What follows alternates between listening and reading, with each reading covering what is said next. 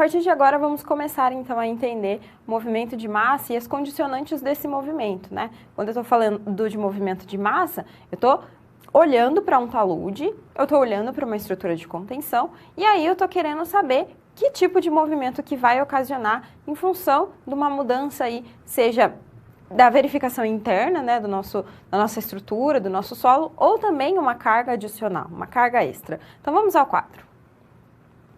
Vamos começar aqui a definir alguns conceitos que vão nos ajudar ao longo do conceito de movimento de massa, como, por exemplo, talude e encosta. Vamos focar aqui em dizer que encosta vai ser um talude natural, tá? Talude natural. Enquanto o próprio talude vai ser aquele artificial, tudo bem? Talude é qualquer superfície inclinada no terreno que separa dois planos com diferentes energias potenciais de uma escavação, de um aterro ou de uma escarpa natural. E a encosta possui conotação mais regional, como por exemplo a Serra do Mar, tá? Então, talude para estruturas artificiais, enquanto encosta para estruturas naturais, tudo bem? Uma montanha, por exemplo. E aí os movimentos de massa são os mecanismos de transporte de material, como por exemplo solo, rocha ou sedimentos, que são induzidos pela força da gravidade e pela ação combinada ou isolada de fatores naturais e também ações antrópicas, ou seja, que nós, seres humanos, fomos lá, construímos, não é? E provocamos algum desequilíbrio naquele talude.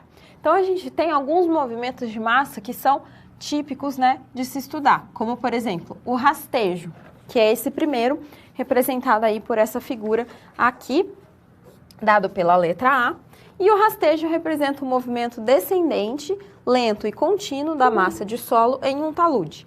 Então, nesse tipo de movimentação de massa, a gente vai ter uma deformação de caráter plástico, onde a geometria e a superfície de ruptura não são bem definidas, podendo evoluir para o escorregamento, né? Então, eu vou verificar trincas no solo, inclinação na vegetação, é aquela deformação plástica que dá uma escorregadinha, mas não carrega uma massa inteira de solo. Diferente do escorregamento, que está aqui nessa figura dado pela letra B. Porque o escorregamento é um movimento rápido de solo ou rocha, geralmente bem definido quanto ao volume envolvido, que se desloca para baixo e para fora do talude, cuja ruptura ocorre por cisalhamento.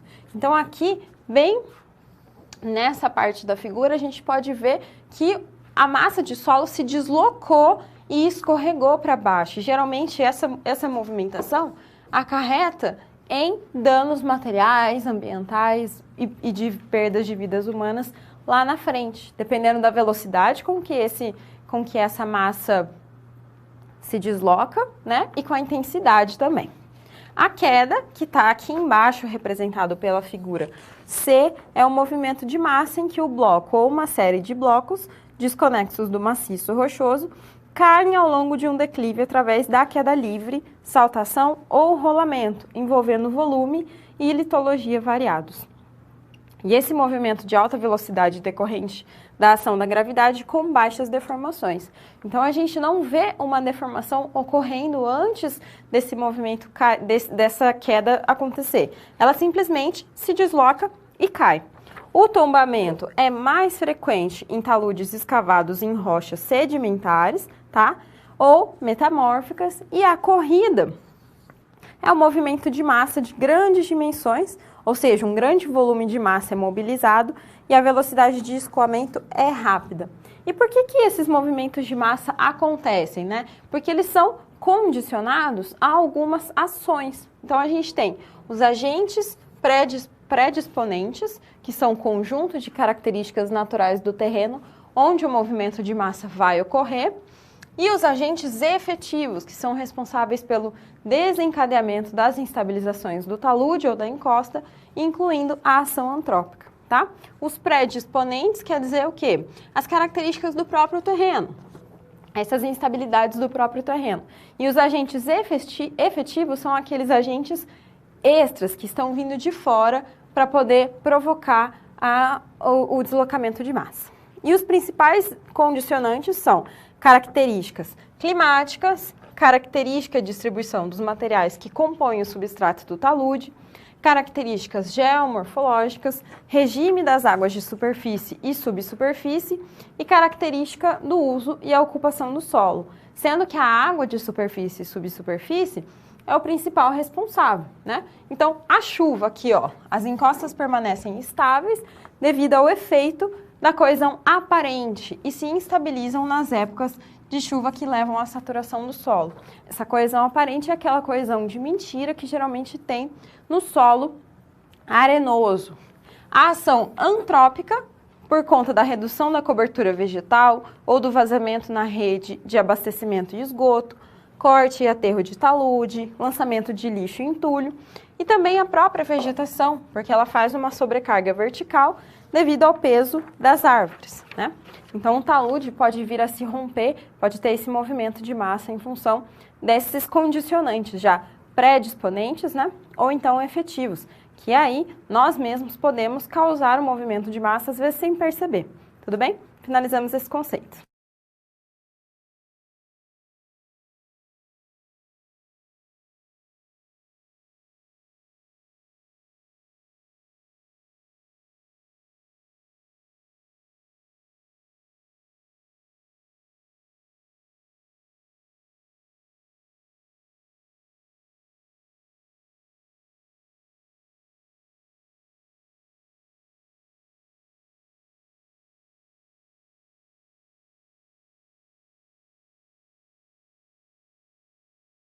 A partir do momento que você tem um talude, construir um talude, seja artificial, ou você está analisando um talude natural, né, uma encosta, você precisa ter noção da estabilidade desse talude, né, para saber se ele vai ficar em pé, se ele vai se manter estável. E aí, como que eu faço isso dentro da engenharia geotécnica? Eu faço através dos fatores de segurança. Eles são nossos amigos, são nossos aliados para saber se o meu talude, a minha estrutura de contenção, está em pé e está segura. Vamos ao quadro. Então, eu tenho alguns métodos de análise de estabilidade de talude, como, por exemplo, os métodos analíticos, observacionais e também experimentais.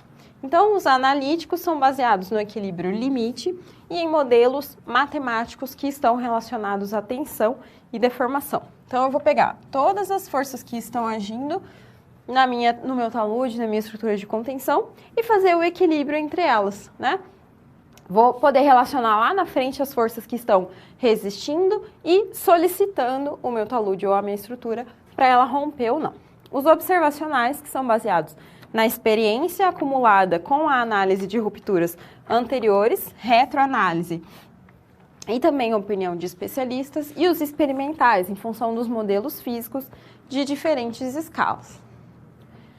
O método do equilíbrio limite, que é o que a gente costuma estudar dentro da engenharia geotécnica, considera as rupturas por cisalhamento ao longo de planos definidos em que é possível a aplicação de um critério de ruptura, cujos parâmetros de resistência podem ser obtidos através dos ensaios de cisalhamento direto no solo ou em descontinuidades, que são as fraturas do maciço.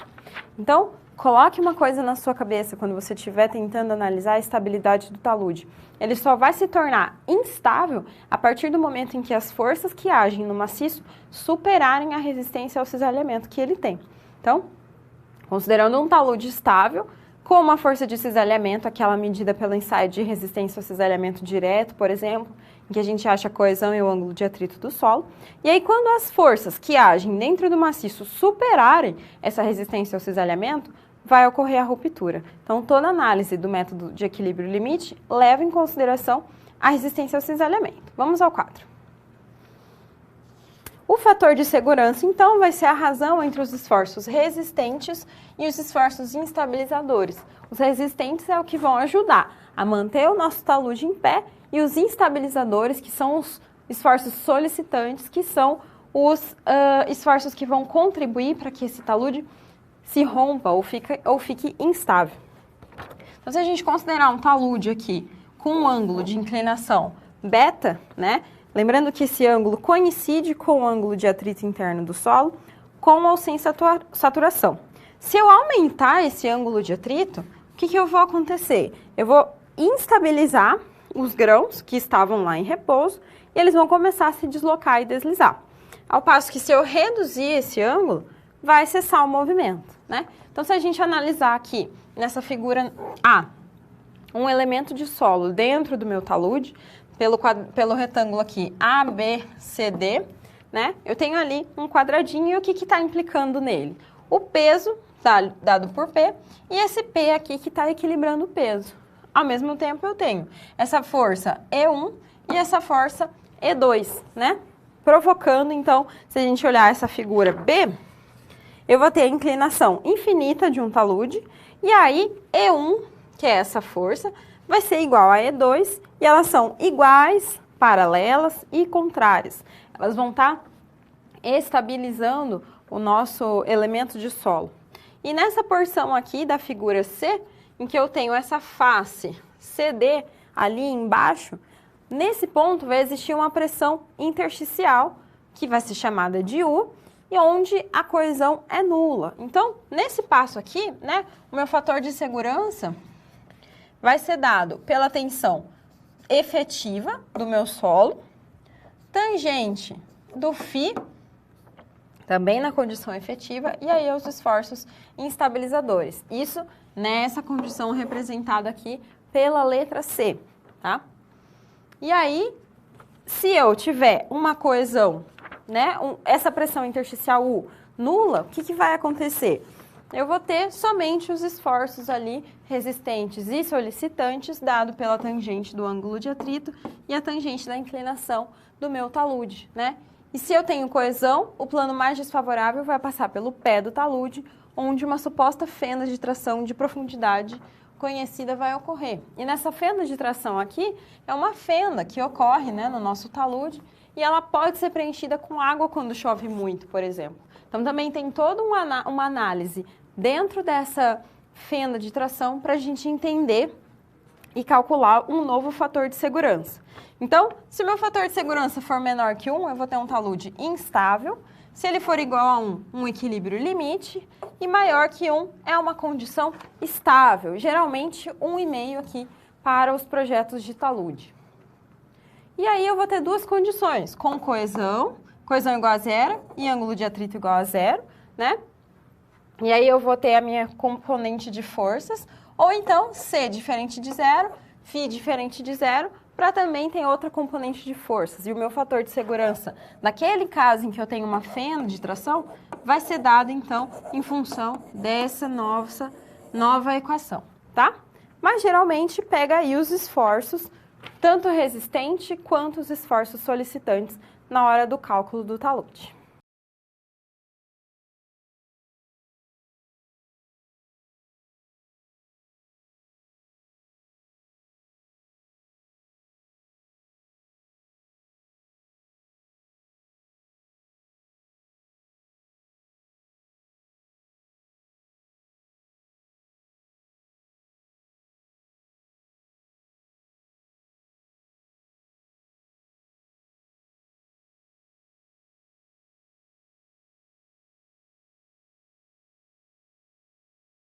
Vamos verificar a estabilidade do talude agora numa aplicação prática, né? Numa situação problema. Vamos ao quadro.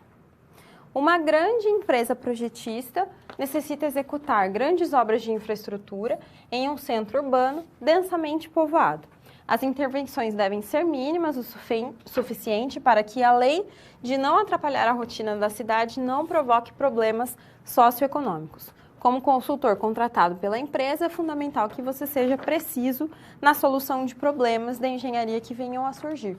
E aí a empresa solicitou que você acompanhe uma inspeção de campo em uma encosta de solo residual de 25 graus de inclinação e após a inspeção foi constatada a instabilidade de uma massa composta por rocha alterada e solo residual sob a encosta.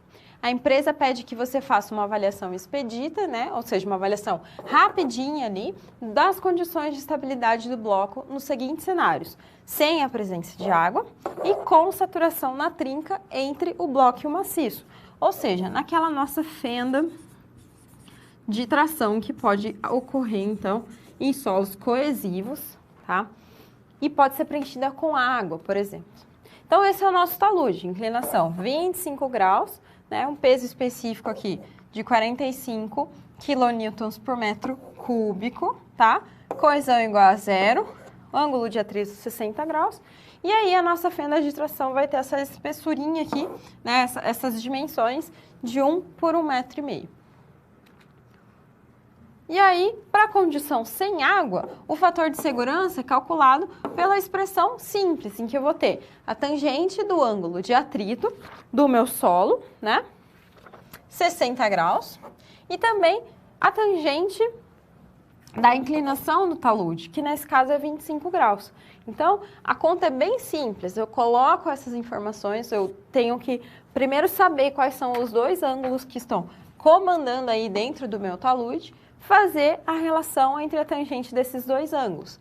Com isso, eu obtenho um fator de segurança igual a 3,7. O que esse fator de segurança está me dizendo?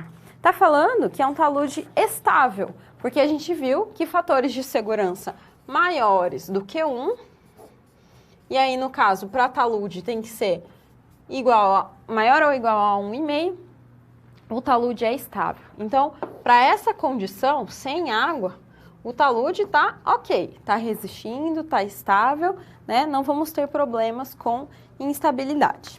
Já para a condição 2, com saturação na trinca, é o fator de segurança para cálculo de fenda de tração. Então, nesse caso aqui, eu tenho que entrar com alguns componentes, como, por exemplo, coesão, as dimensões, né, da minha fenda de tração, o peso, o cosseno do ângulo de atrito, a minha pressão intersticial, a tangente do meu atrito entre o solo, né, e o talude, enfim. Então, eu vou ter que descobrir cada uma das componentes dessa equação, das forças atuantes, e aí colocar e substituir na equação. Então, por exemplo, o peso, fazendo uma decomposição das forças, eu vou ter a área daquele meu quadradinho de sobrecarga lá, 1,5 por 1, vezes o peso específico desse material. Então, 67,5 quilonewtons por metro, tá? Esse é o meu peso que está agindo na minha fenda de tração. A pressão aqui intersticial, né, vai ser 10, que é a pressão da água. Aí, 1 vezes 1,5, que é as dimensões do meu quadradinho, cosseno ao quadrado de 25 graus, que é a inclinação do meu talude, dividido por 2. Então, com isso, eu vou ter 6,16. Aqui é a mesma coisa. 10 vezes 10, agora vezes 1 de novo, cosseno ao quadrado de 25, e eu vou ter 4,1 quilonewtons por metro quadrado. E aí, se eu substituir na equação do fator de segurança, eu venho aqui com o peso que eu obtive, com o cosseno do ângulo. Esse é aquele valor que nós acabamos de encontrar nessa equação. Também aqui a tangente do ângulo, né? E, novamente, aqui substituindo os valores. Com isso, eu vou achar o quê? Um fator de segurança igual a 2,93. Ele também é um fator de segurança maior ou igual a 1,5. Mas o que ele está representando? Ele está representando esse valor mais baixo de 2,93 quando comparado com a condição sem água de 3,7, se eu não me engano. Ele está comparando e dizendo que a água na fenda de tração provocou ali um desequilíbrio no nosso talude. Então, desfavoreceu um pouco a condição que eu tinha. E o meu talude passou a ser um pouquinho mais instável, tudo bem? Então, cuidado com a água dentro do talude, cuidado com a água no solo, né? Dependendo das condições, para que eu vou calcular o meu solo, seja ele para uma fundação, seja ele para um cálculo, para usar como material de construção, a água, às vezes, não é nossa amiga, tá? Não nos ajuda. Então, finalizamos a ASP.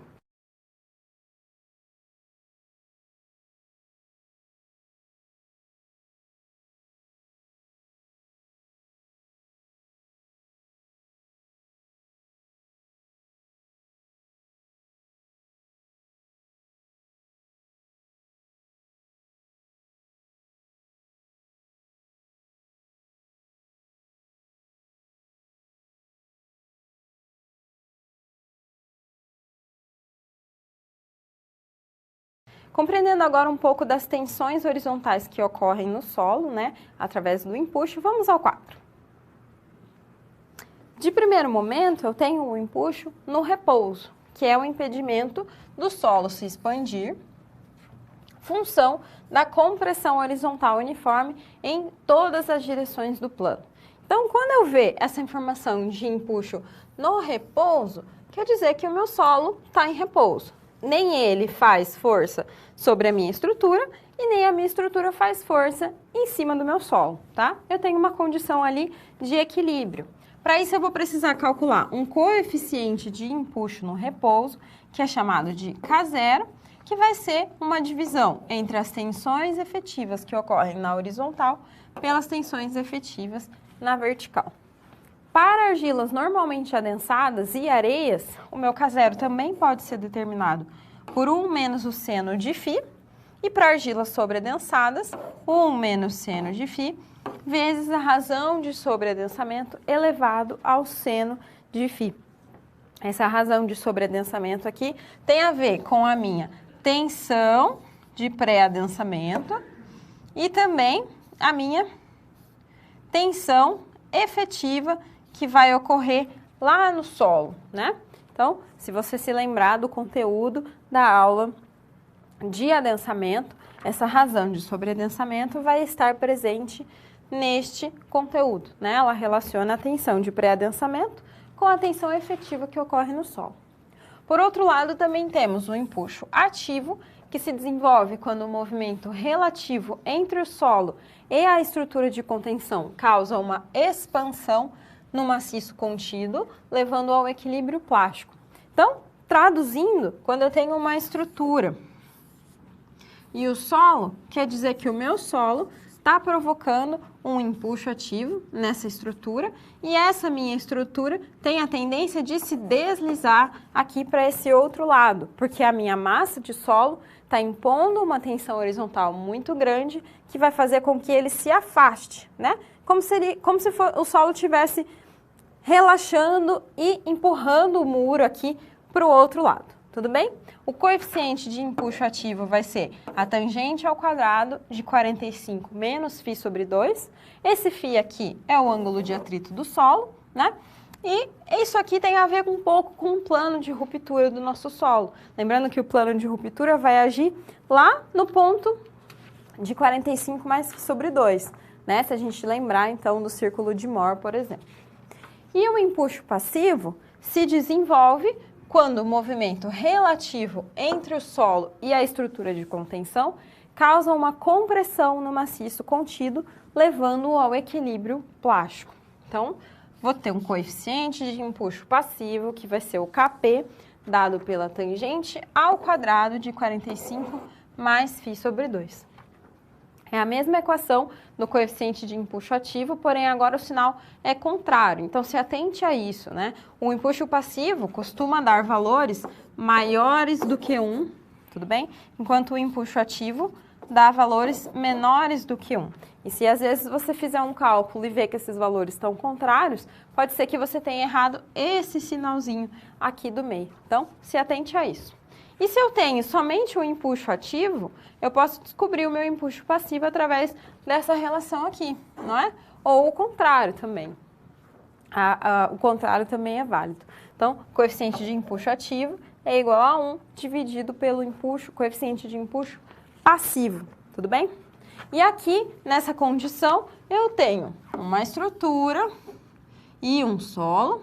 Digamos que eu tenho uma outra partezinha de solo aqui e essa minha estrutura está fazendo força agora para esse muro vir sobre o solo. Então, quem faz o empuxo passivo é a estrutura. É ela que vai empurrar o solo, comprimir o solo, tá? Por exemplo, se eu estiver falando de um tirante presente na minha estrutura, ele vai estar lá com o simples objetivo de causar esse empuxo passivo. Ou seja, se ele está dentro do solo, né, tem uma estrutura de contenção aqui e um tirante aqui projetado para dentro do solo. Esse tirante vai estar puxando esse muro para ele fazer uma força e o empuxo passivo, né, vai ser traduzido para conter esse solo, para não deixar com que esse solo que está nessa parte se desmorone. Vamos voltar ao quadro. Agora, concluindo aqui, então, o empuxo do terreno sobre o muro infinitamente rígido. É exatamente isso. Se eu tenho um empuxo ativo aqui ocorrendo, a minha estrutura de solo vai sair, a minha estrutura de concreto, por exemplo, vai sair do ponto 1 e vai vir para o ponto 2, tá? Então, o solo tende a fazer esse deslocamento nesse sentido aqui da minha estrutura. Enquanto o empuxo passivo, a estrutura vai sair desse ponto 1, caminhar para esse ponto 2, nesse sentido de deslocamento. Porque agora a estrutura vai estar fazendo uma força, projetando uma força em cima do meu solo. Grave isso. Empuxo ativo é do solo e passivo da estrutura.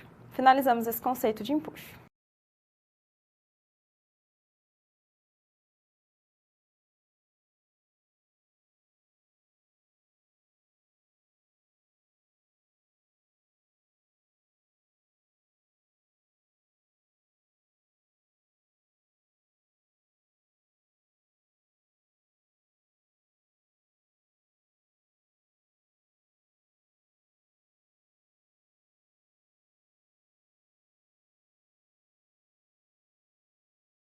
As teorias de Rankine e Coulomb vão ser úteis para a gente calcular, então, esses coeficientes de empuxo passivo, empuxo ativo e também o empuxo passivo e ativo que vai ocorrer lá no solo. Vamos ao quadro.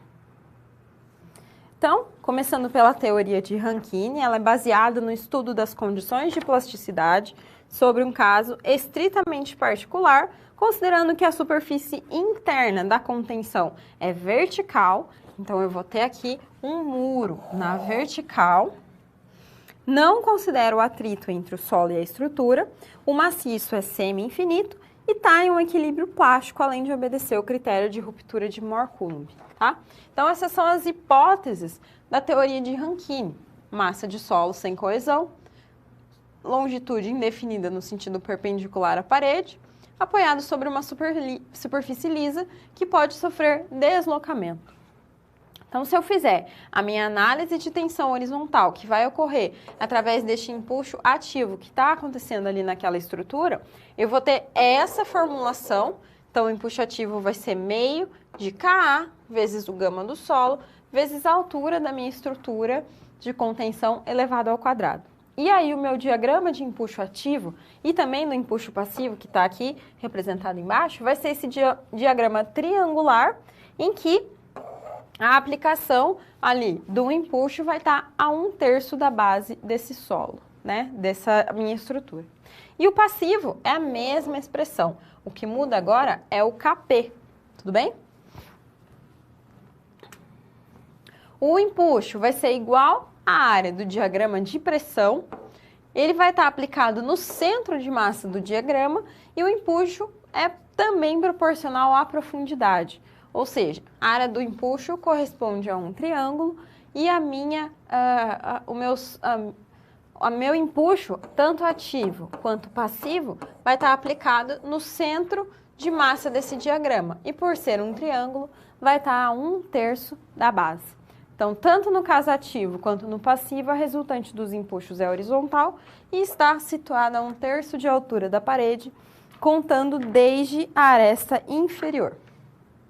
Em solos com coesão, é possível realizar um corte vertical sem necessidade de escoramento, até uma determinada altura do solo, na qual o empuxo resultante é nulo, porque eu vou ter uma altura crítica ali, em que eu posso cortar o meu solo, não é? Sem que ele se rompa, por conta da coesão. Então, essa coesão vai ser útil para ajudar a segurar o meu solo. Se eu faço um corte ou faço uma escavação aí naquele solo, por conta da coesão, ela vai ajudar a manter o solo em equilíbrio, tudo bem? Dependendo do solo, claro, solo argiloso, que apresenta mais coesão, vai ficar mais em pé. O solo arenoso, que não tem coesão, vai desmoronar. E aí sim precisa de um escoramento. Vamos voltar ao quadro. Então, para o empuxo passivo, nesse caso aqui, eu vou ter a mesma expressão, só que agora com um sinal positivo. Enquanto no empuxo ativo, eu vou precisar descontar essa parcela da coesão. Porque a coesão no empuxo ativo está ajudando o solo a ser mais forte, né? A fazer mais força sobre a estrutura. Enquanto no passivo, ele está fazendo com que a estrutura tenha mais dificuldade de empurrar esse solo lá para frente. E aí, se eu tiver uma sobrecarga, né, dependendo da sobrecarga aqui, ela vai representar também em diagramas lá para baixo do meu solo. Então, se eu tenho somente o solo com o nível do terreno, eu vou ter um diagrama triangular. Se eu tiver uma sobrecarga, eu vou ter um diagrama retangular, e aí esse diagrama retangular vai ter que ser somado ao diagrama triangular. Se eu tenho o nível d'água, eu vou ter que descontar a pressão neutra causada aqui por esse diagrama triangular também da pressão neutra. Então, cada elemento de solo precisa ser considerado lá no cálculo do empuxo. Já a teoria de Coulomb considera que o solo é homogêneo, isotrópico, a superfície de ruptura é plana, a resistência ao cisalhamento é mobilizada instantaneamente e corresponde a um estado de equilíbrio limite, e a ruptura vai se dar em um bloco rígido, considerando a possibilidade de um atrito entre o solo e o muro, que ocorre sobre o plano de deformação. Então, ele é um pouco diferente da teoria de Rankine, né? Eu posso considerar uma estrutura aqui com o solo agora inclinado, eu vou ter esse atrito entre o solo e o muro também, e aí o que vai acontecer? O meu empuxo ativo e o empuxo passivo vai ser deduzido em função de outras formulações, que são essas maiores zonas que a gente está vendo aqui. Justamente porque agora eu tenho uma estrutura inclinada, eu tenho também um plano de inclinação do meu solo, então o meu empuxo ativo, meu empuxo passivo, ele vai estar também inclinado. E aí eu vou precisar decompor ele, né? E aí a fenda de tração também precisa ser levada em consideração quando eu tenho uma coesão nesse solo. Ela também precisa lá ser levada em consideração, tanto no empuxo ativo quanto no empuxo passivo.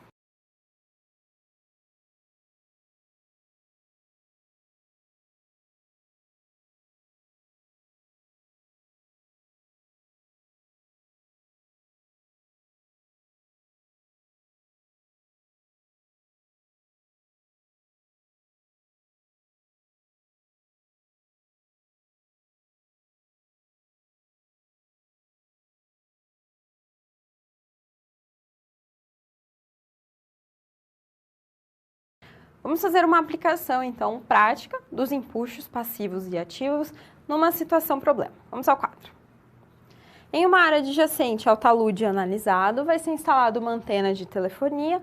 Para ganhar espaço, uma cortina vai ser enterrada de forma a otimizar, né, esse espaço. Determine, então, a distribuição dos empuxos ativos e passivos nos pontos 1, 2, 3, 4, 5 e 6 dessa estrutura aqui.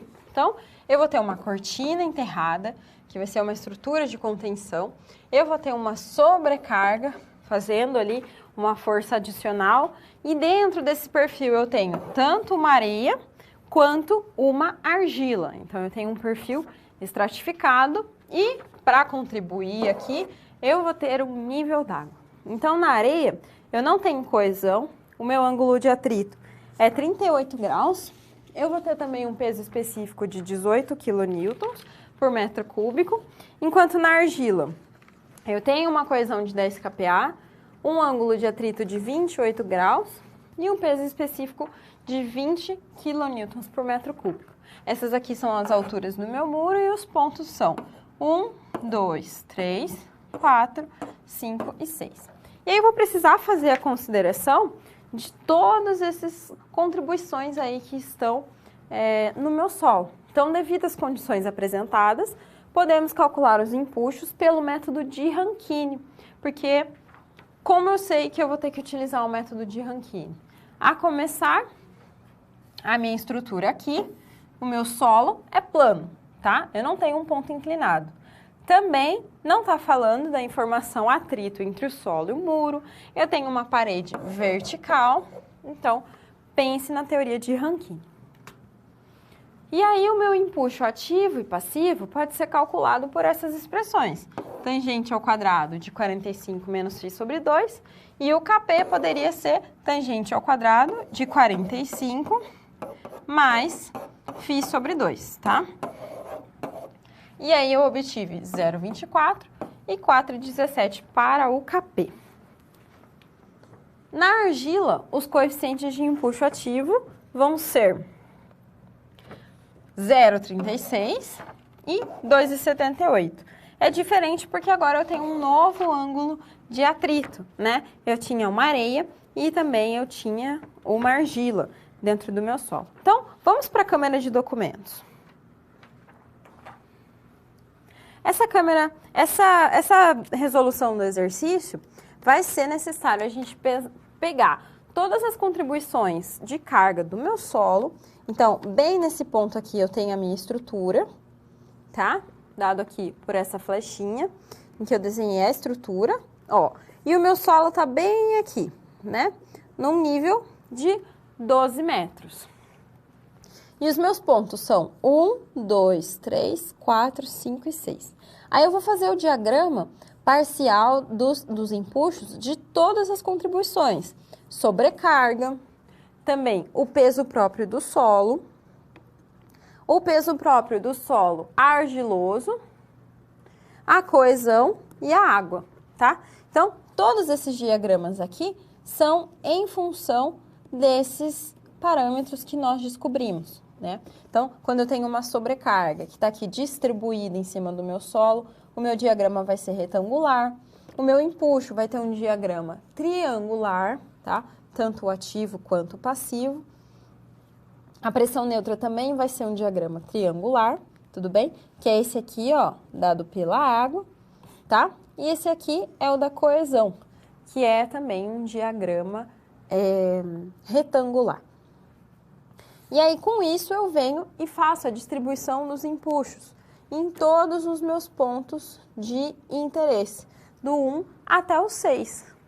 Então, vou calcular as minhas tensões verticais, vou calcular as tensões verticais vezes o coeficiente de empuxo ativo, as mesmas tensões vezes o coeficiente de empuxo passivo, vou calcular a parcela da coesão, a parcela da sobrecarga, da pressão neutra, para que eu obtenha lá no final as minhas tensões horizontais.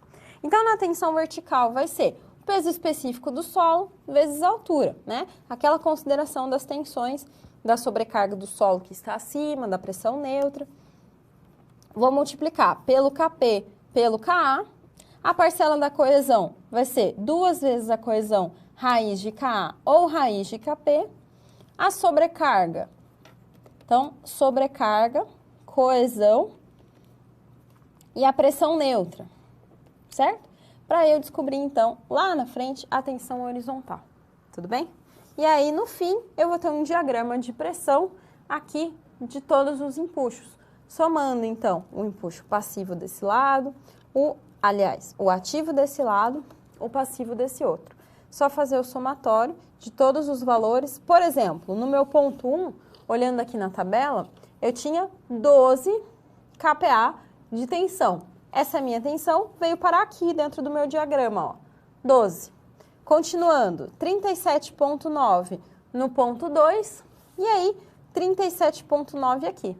E assim sucessivamente, até concluir todo o ângulo, todo o diagrama de empuxo dentro do meu solo.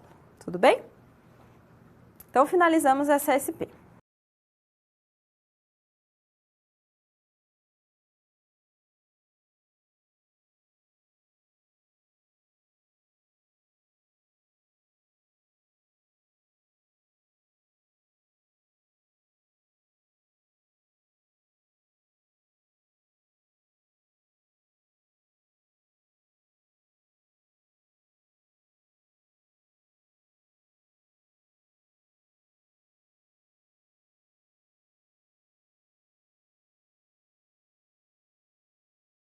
Agora, relacionando os problemas que podem acontecer no muro em função da falta de estabilidade que a gente pode ter neles. Vamos ao quadro.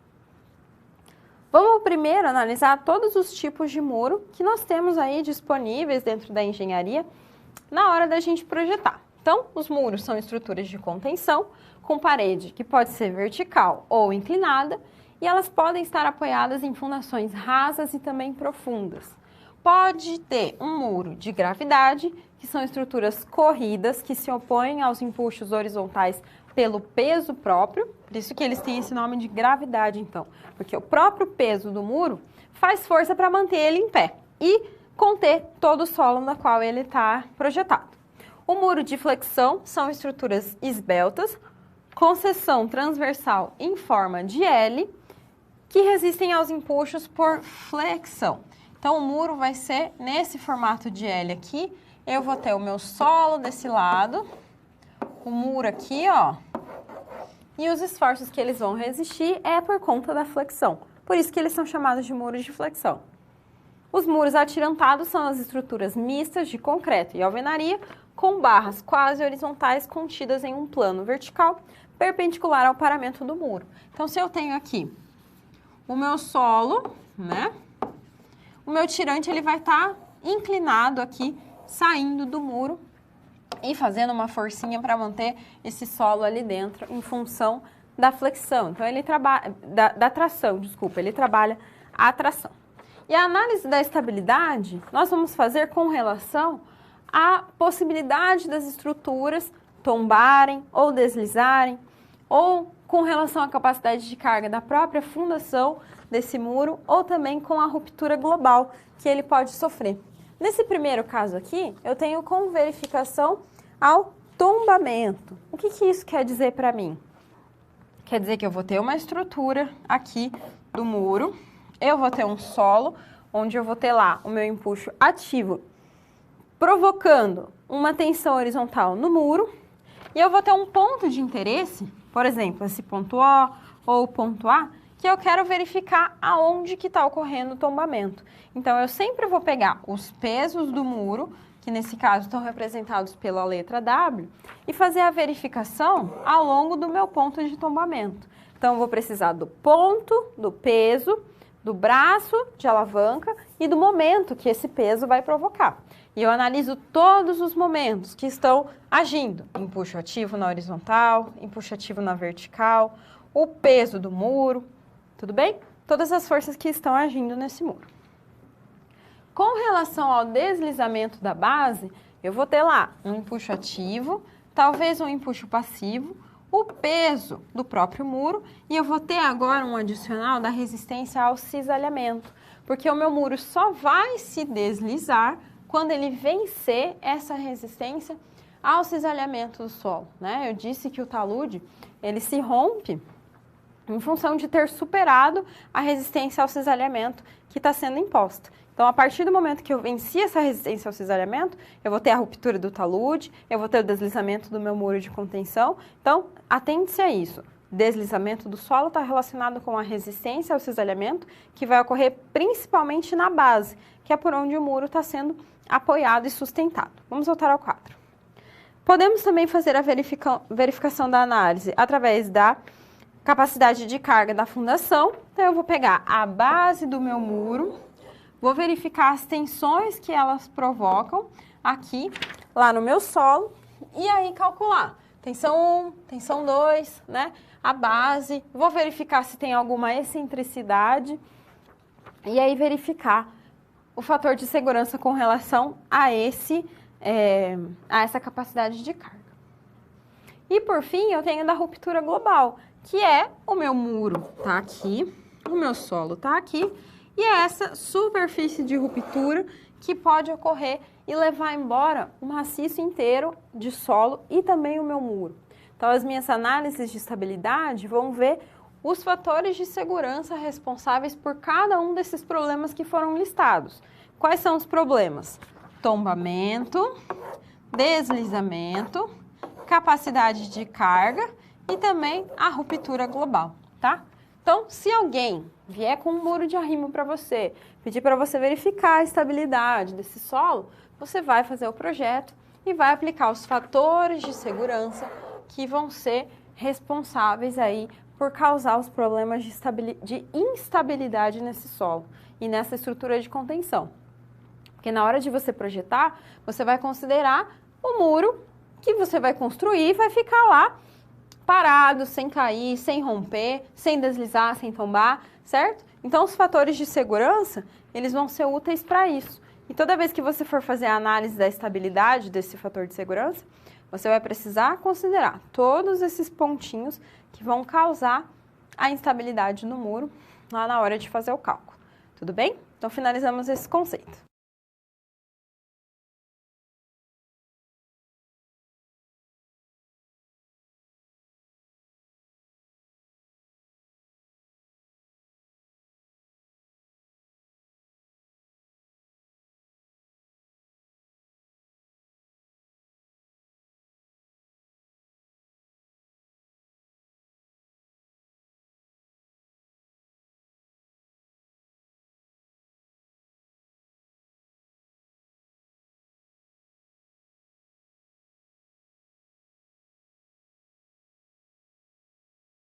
Analisando o fator de segurança que cada uma dos meus problemas de instabilidade do muro podem ocasionar. Vamos relembrar os problemas: tombamento, deslizamento, capacidade de carga da fundação do meu muro e também a ruptura global, que seria a ruptura do maciço inteiro. Então, na hora de eu fazer a análise do fator de segurança, eu vou ter um fator de segurança para cada um desses tipos, desses problemas em que eu posso ter relacionados lá, que vão instabilizar o meu talude ou a minha estrutura de contenção. Vamos ao 4. Tombamento, por exemplo. Eu vou ter que analisar o momento resultante, né? Aliás, a relação entre o momento resistente e o momento solicitante. E a relação entre esses dois precisa ser maior ou igual a 1,5 para que a minha estrutura de contenção esteja estável. O que isso quer dizer? Que eu vou pegar todas as componentes que estão causando força no meu talude, calcular o momento delas com relação a um ponto de interesse. Então, vou desenhar aqui de novo um talude, um muro de contenção, desculpa, e o meu solo. Então, eu vou ter aqui o meu ponto O, que é o ponto onde eu vou calcular o meu interesse, né? Minha relação com o tombamento. Então, eu vou analisar o peso que esse muro vai causar, vezes o braço de alavanca desse muro até eu chegar no ponto O. Se eu tiver um empuxo ativo aqui, eu vou calcular esse empuxo ativo vezes essa distância até que ele chegue lá no meu ponto O também. E vou analisar aí os momentos que vão resistir e vão solicitar o meu muro de contenção para que lá na frente eu tenha um fator de segurança maior ou igual a 1. Tudo bem? Agora, quando eu tenho uma solução para o deslizamento, eu vou analisar o equilíbrio das componentes das forças que vão atuar. Então, as forças, os componentes horizontais, né? Eu vou analisar as forças resistentes pelas solicitantes. Agora, eu não entro mais com o momento, e sim com as forças. As forças resultantes, por exemplo, vão ser empuxo passivo e a minha resistência ao cisalhamento. O que isso quer dizer? São essas duas forças que vão auxiliar o nosso muro a ficar estável e ficar em pé e não provocar uma ruptura, né, ou um deslizamento lá. E o empuxo ativo é a força que vai estar solicitando, ou seja, a força que o solo está fazendo para empurrar esse muro para fora e fazer com que ele se desestabilize. Tudo bem? O fator de segurança para esse deslizamento precisa ser maior ou igual a 1,5. Tá? Novamente aqui, então, fator de segurança 1,5. E esse S, que é a resistência ao cisalhamento, que vai ocorrer lá na base do muro, é calculado, então, em função desse CW, que é a adesão entre o solo e o muro. Geralmente, ela varia de 2/3 de C a C, que é a coesão do solo, o peso do solo, base do muro, pressão neutra, tangente de delta. Esse delta corresponde ao atrito entre o solo e muro, e geralmente ele varia de φ/3 a 2/3 de φ/3. Então, calcula primeiro essa componente de S, calcula o empuxo passivo, o empuxo ativo, aplica nesse fator de segurança e lá na frente ele tem que ser maior ou igual a 1,5, tá? Quando eu for verificar com relação à capacidade de carga da fundação, eu vou verificar a partir do princípio que o muro é rígido e a distribuição de tensão é linear ao longo de toda a base. Então, eu vou ter uma força atuante situada no núcleo central da base do meu muro e as pressões no solo vão formar um diagrama quase trapezoidal, onde o terreno vai estar submetido somente às tensões de compressão. Então, essas tensões de compressão vão ser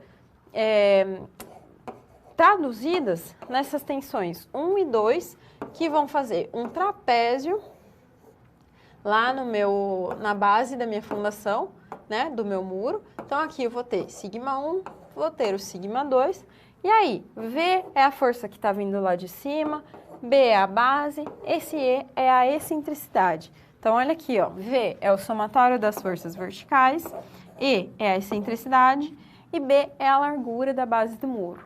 Então, eu vou calcular essas duas tensões e eu vou analisar também duas condições, ou seja, uma tensão máxima que precisa ser menor ou igual à sobrecarga máxima, e aí nesse caso não tem necessidade de aplicar o fator de segurança, porque ele já vai estar embutido na carga admissível da fundação do nosso muro. Ou σ2 maior do que zero, né, que é a outra tensão do trapézio lá, e vai ser σ2 maior que zero, a menor das tensões, que não pode ser de tração.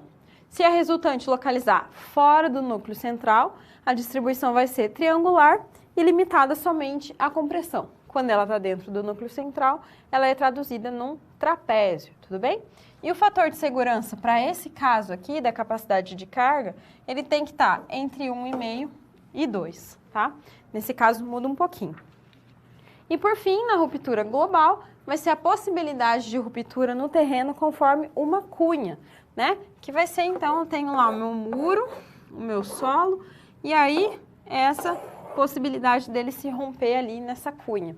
Então, quando eu tenho obras provisórias, eu vou analisar o fator de segurança para ser maior ou igual a 1,3 e para obras permanentes maior ou igual a 1,5, tudo bem?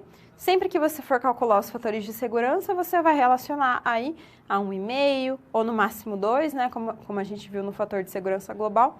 E esses fatores de segurança vão ser os responsáveis para dizer se o seu muro, sua estrutura de contenção está segura ou vai dar problema, tudo bem? Geralmente, quando acontece problemas de se desestabilizar e ocorrer a ruptura, os fatores de segurança estão próximos a 1 ou um pouco menores que 1. Que daí já é o problema de romper mesmo, tudo bem? Finalizamos esse conceito do fator de segurança.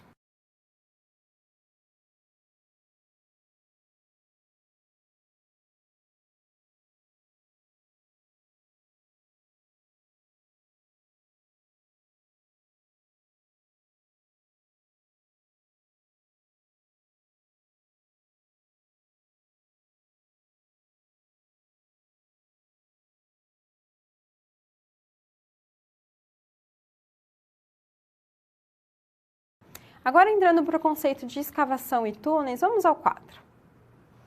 Escavação vai ser a necessidade, né, de uma elevada penetração no interior da massa de solo e ou um sistema de escoramento superficial para garantir a estabilidade.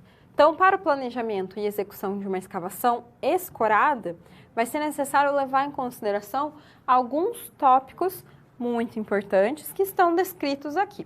Então, esse primeiro, que tipo de cortina, material e seção transversal deve ser utilizada?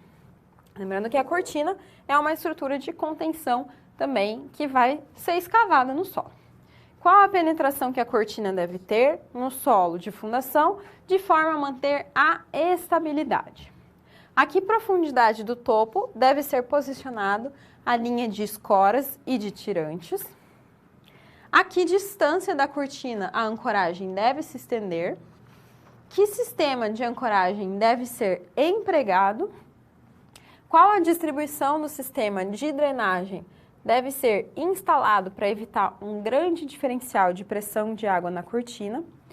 Que tipo de sistema de drenagem deve ser instalado para evitar um grande diferencial de pressão de água na cortina?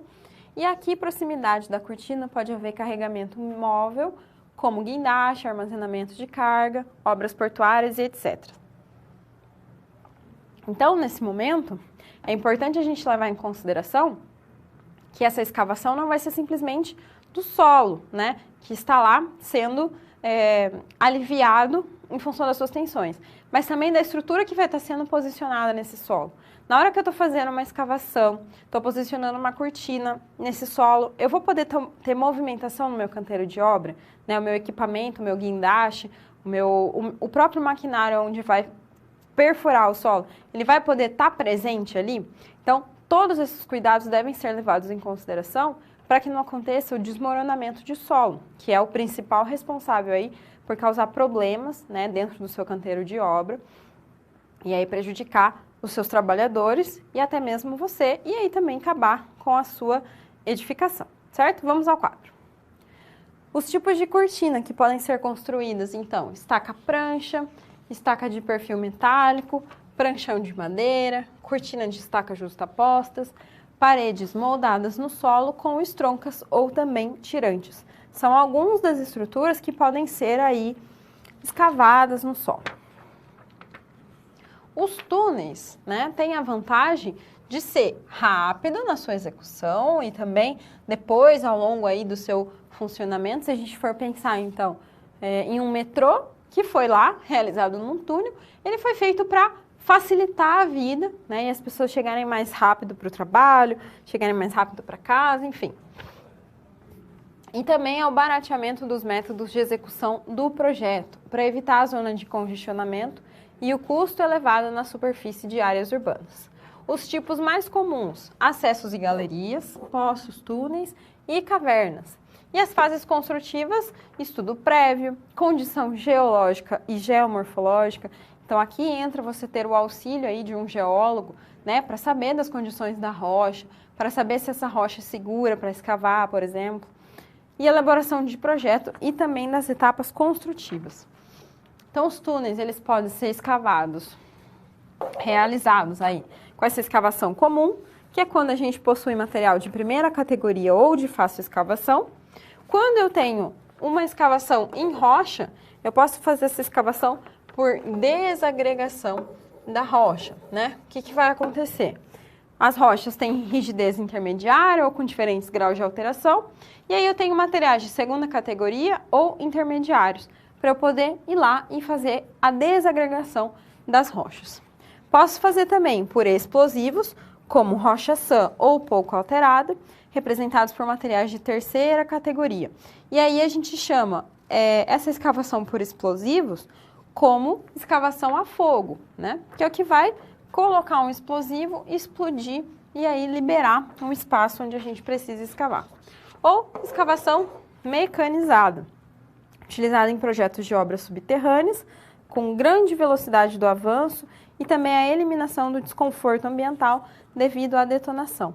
Então, pense só, na hora de você estar construindo um túnel, né, se um dia você acompanhar de perto um projeto dessa grandiosidade, digamos assim, a escavação vai ser feita de uma maneira mais agressiva. E às vezes essa questão de usar explosivos ou não, em função de tudo que você tem na vizinhança, aí é que você tem que pesar se você pode utilizar ou não, certo? Então, por vezes, você opta por uma escavação comum, por uma escavação mecanizada ou por desagregação da rocha, quando você não pode aplicar os explosivos, né? Se de repente você também estiver perto aí de um local em que tem um talude que já está meio instável, por exemplo, né? Ligando aí os dois conteúdos, e aí você também tem essa questão de se preocupar se você vai prejudicar mais ainda o seu talude e instabilizar ele para poder fazer a sua escavação, certo?